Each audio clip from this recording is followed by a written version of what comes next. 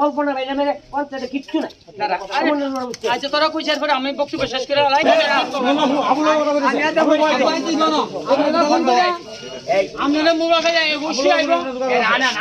মানুষ এখানে কথা কই না এখানে একটা ফায়ার সার্ভিসের দরকার ফোন নাম্বার আছে দাদা আপনাদের দ্বারে আমরা যদি আমরা ফোনটা রিসিভ না করেন আমরা তো এলাকার আশেপাশে থাকি আমাদের বিজয় মিছিল করবে আমাদের এখানে 500 লোকের খাওয়ার আমরা অ্যারেঞ্জমেন্ট করেছি তো এই বার্তাগুলো তো সিন্ডিকেট থেকে আমার দ্বারা এসেছে আমি এখানে শক্তি কেন্দ্রের কোঅর্ডিনেটর কোঅর্ডিনেটর 17 নং বুথের আমার দ্বারা প্রত্যেকে বার্তা দিয়েছে ফোন করেছে 50টা বুথের মতো 50টা ফোনের মতো আমার কাছে এসেছে আমি বললাম যে এটা কি করে হয় সারা রাজ্য ব্যাপী একটাই ডেট একটাই আমাদের রাজ্য আচ্ছা আজকে একটা অভিযোগ মানে পাওয়া গেছে যে তারা যে মানে কি করে অনেকের কাছ থেকে টাকা ওই নিশুর কাছ থেকে আনছে 15,000 টাকা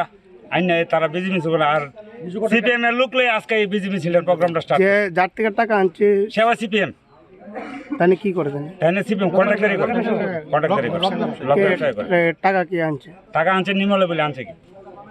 প্রশ্ন হলো সবটা মিলিয়ে এরপরে আরো আছে ওই এদিকে ইট বাট্টার থেকে আজকে টাকা আনানোর কথা ছিল যাইলো না গেছে না তো আজকে আমরা এখানে আওয়াতে তাদের যাওয়াটা বন্ধ মানে মূলত তাই আজকে মানে শাসক দলের কর্মীরা বঞ্চিত রেখা বিরোধী দলের তারা কাজ করতে আজকের যে বিজেপি সংগঠিত করার চেষ্টা করছে এখানে বেশিরভাগই বিরোধী দলের লোক যারা আমরা বিগত দিনে আমরা আমাদের কাছে দ্বারা আনিনি কিন্তু তাদেরকে নিয়ে আরেকজনকে যে এখন যে পাও ধরেছেন তাই কি অপরাধ সে হইল পঞ্চায়েতের মেম্বার তাই না আমাদের পুরানা বিজেপি কর্মীরা কয়ে দিয়েছে আজকে যদি কেন আয়ে ফিটের ভিতরে বস্তা বান্ধ দেয় তো তাদের মায়ের দূর করবো আইলে এই কারণে তাই মেম্বারের ডাইকাই না সবার সামনে দারোগার সামনে এখানে লাম্ব কি মনে তো গোষ্ঠী কুন্দল অবশ্যই গোষ্ঠী কুন্দলই আছে তো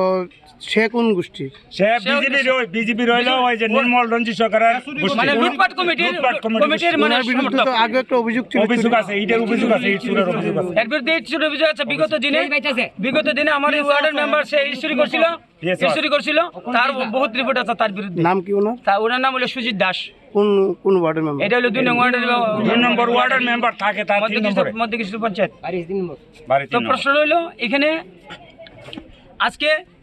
আজকের যে মিছিল তখন আমরা বিকাশবাবু থেকে বিভিন্ন স্তরের নেতার লগে আমরা আলোচনা করেছিলাম যে তারা কইছে না আজকে তো এক জায়গাতে 2 ধরনের মিছিল হওয়ার কথা না তো না হইলে আপনারা আমি কইছি আপনারা এটা আটকান না তবে আমরা করছি আবার যদি পুনরায় আরেকটা টিম করে তাহলে এখানে কিন্তু 2টা দলে বিভক্ত হবে তাহলে আগামী দিন কিন্তু একটা বিরাট সমস্যার সৃষ্টি হবে আপনারা এটা যে কোনো মূল্যে আটকান কিন্তু ওনারা নির্মল বাবুকে মানে কয়েকবার অনুরোধ করছে যে পাগলামি করো না এখানে একবার হয়েছে আবার দ্বিতীয়বার হবে না এটা যে নির্দেশ কিন্তু সে মানতে রাজি না তারপরে সে প্রত্যেকের বাড়ি বাড়ি গিয়ে বলছে যে আজকে বিজয় মিছিল হবে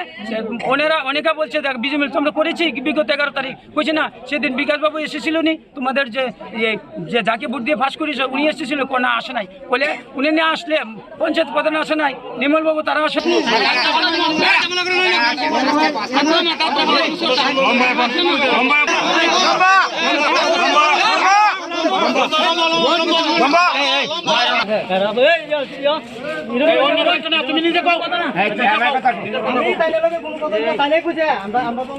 সবাই সামনে সাথে সাথে বিচার হয়ে গেছে